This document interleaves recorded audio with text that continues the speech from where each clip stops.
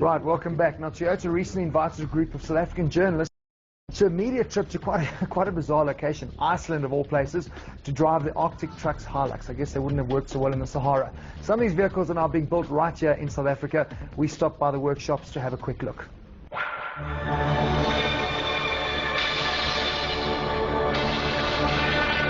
Iceland, home to ancient glaciers and active volcanoes. It's a land of extremes and one where few vehicles survive.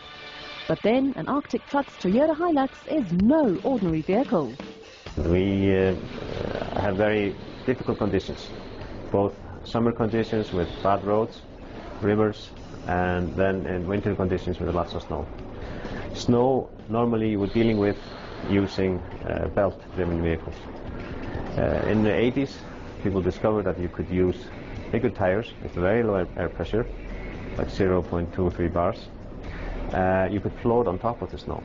This gave a car a new type of utility we didn't think you could do.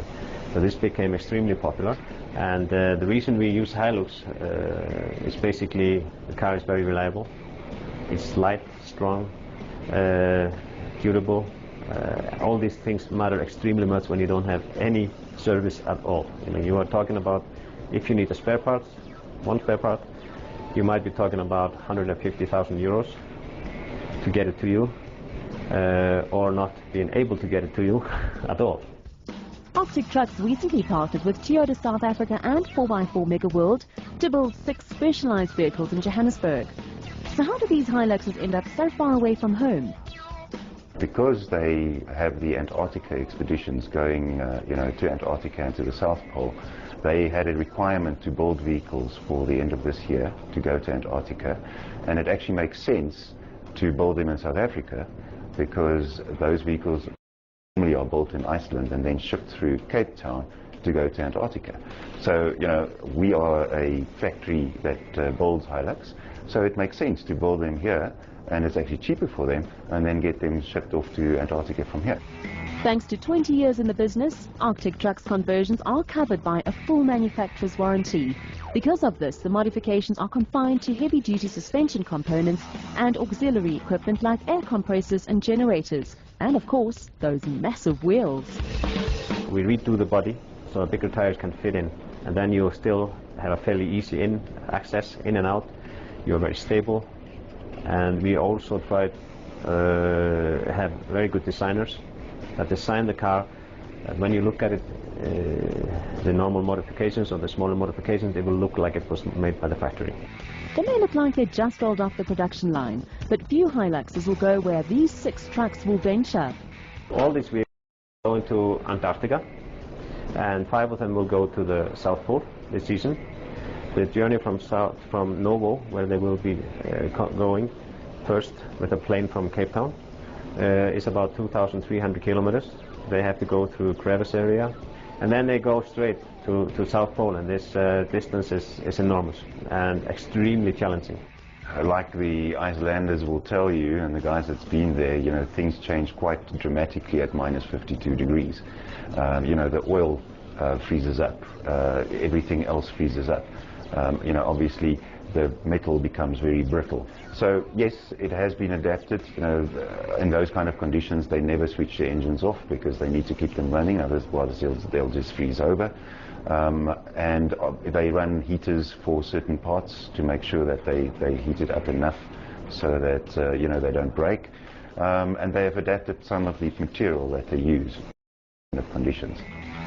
With an annual production of less than 40 vehicles per year, the Arctic Trucks are an exclusive breed. Prices start at around 100,000 euros, but with a steady demand, we might see more of them being built locally. There is the possibility that we'll build more. Reason being that for next year it is the centenary of ice exploration in Antarctica, the whole Scott Amundsen race that happened a century ago. And the other reason is that Arctic Trucks is looking at establishing a support base, and then distribute spare parts and things from there, and obviously do servicing and things like that.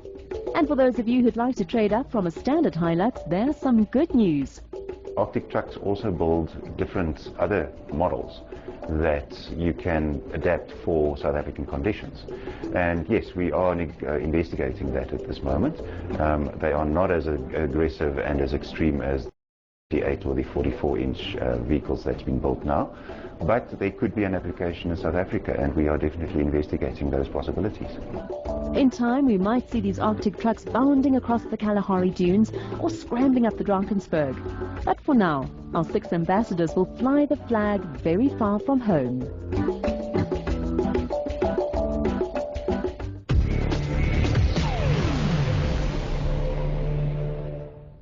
Well, one of the lucky scribes who made the trip to Iceland is Stuart Williams. Stu, welcome to Ignition GT. Thanks, Morris. I was a bit of an idiot, so I thought I was being clever saying, oh, what are they building them here for? You're not driving them in the Sahara, but in actual fact, that's exactly where you can drive when them. you get an Arctic truck, you think it's probably not like destined for the dunes, but that's it'll probably do pretty well in the dunes. It's all about the surface area of the tires. So they go from 44-inch tires on the big blue ones, and that's 20 bars of pressure when they've got them fully inflated. Which is nothing. Which nothing. Gigantic. No, but I mean, it's but when they deflate that and they take that down to like 0.0. No, but I thought you meant 0.2. No, they take it down. Okay. From 20 bars all the way down to 0.25, 0.3 bars of pressure, and the sidewalls will still hold. So you're just sitting on this massive sort of floating track of rubber, and that's why they do so well on the ice. It's like a beanbag. It's actually the only road-going vehicle non-tracked vehicle that operates in the South Pole. Amazing, Every other vehicle in the South Pole's got tracks on it like a big tank. Yeah. It's a big statement for Toyota's reliability. I mean, you know, everything keeps going right, the old slogan. I mean, that's to be running around in those sort of conditions. Those things are amazing, let's face it. Yeah, I know like you a do tank. love them. Yeah. To drive, hell of a bizarre on the road.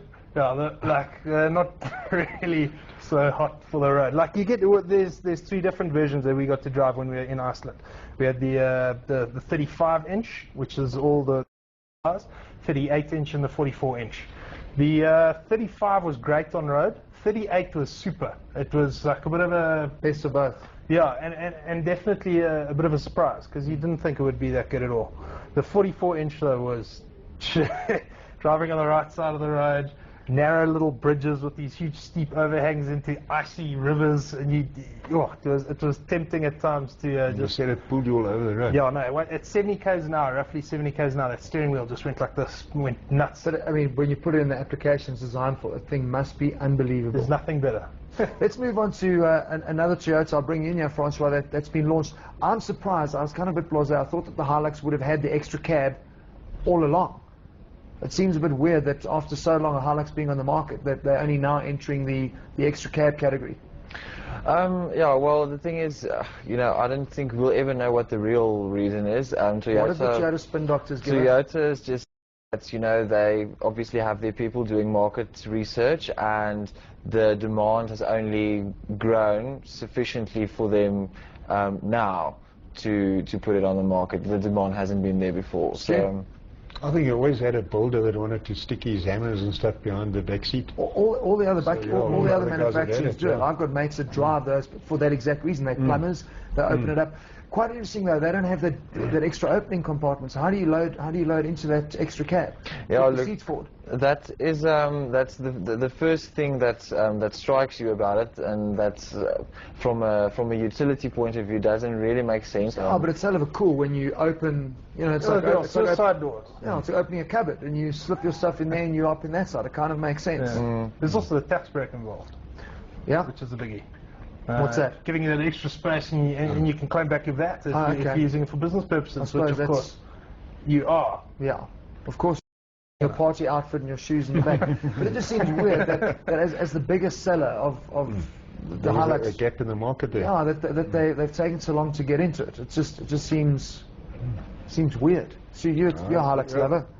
Well, I mean, I don't know. You sort of casting me as this. I just think they're really good vehicles. I think they're damn ugly, quite frankly. Yeah. But they're fantastic vehicles. I mean, they're still the best bucky, even though I really rate the Amarok. Yeah. But I still say that the Hilux is the one to beat. I mean, and everyone proves me wrong. They sold 2,500 of those things last month. It's a Can you believe it? vehicle in the country. It's quite cute, the two Yeah. Stuarts. Like you're sharing a brain. Oh, they are. Stu 1 and Stu 2. Stu, Hilux fan. Definitely, that trip was sensational. Yeah. I mean, the fact that they don't even have to do any alterations to that motor. It's just a 3-liter D4D motor, and there we are And it in goes. the top of a glacier, drifting, powder snow, across a glacier. It's like And then having in a dream. the Sahara, yeah. Yeah, absolutely. Oh, up there. I'm Yeah. just going to go like a dream. Kalahari down here. Kalahari, Yeah. Namib, wherever. Yeah. Wow. I'm feeling quite chilled now. And you? Guys, thank you very much. Stu, nice to have you on Mission GT. Pleasure. Envious. It must have been a lot of fun driving something that you just don't get a chance to do in your